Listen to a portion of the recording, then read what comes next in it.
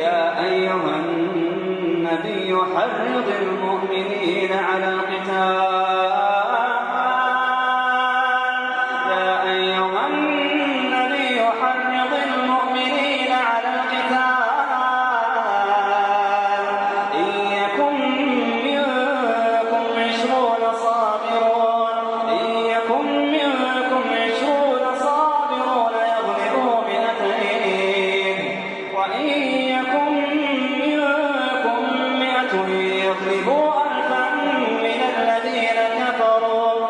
الذين كفروا بأنهم قوم لا يفقهون.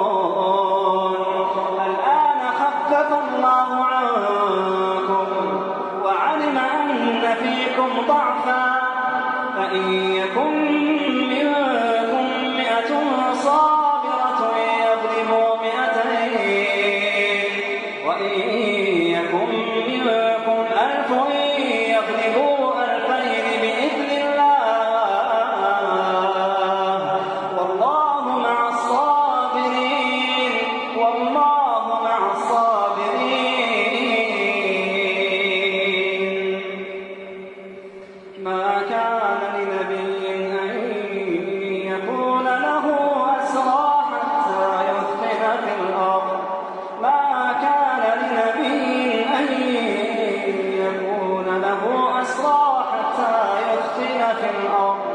تريدون عرض الدنيا والله يريد الآخرة والله يريد الآخرة والله يريد الآخرة والله عزيز حكيم.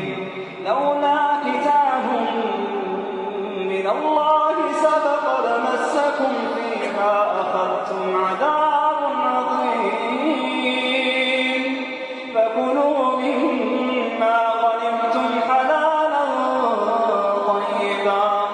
فكلوا مما غنمتم حلالا طيبا واتقوا الله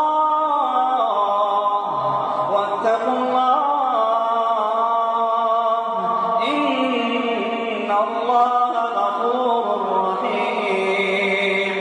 يا أيها النبي قل لمن في أيديكم من الأسرى إن يعلم الله في قلوبكم خيرا يؤتكم خيرا مما أخذ منكم ويغفر لكم والله غفور رحيم.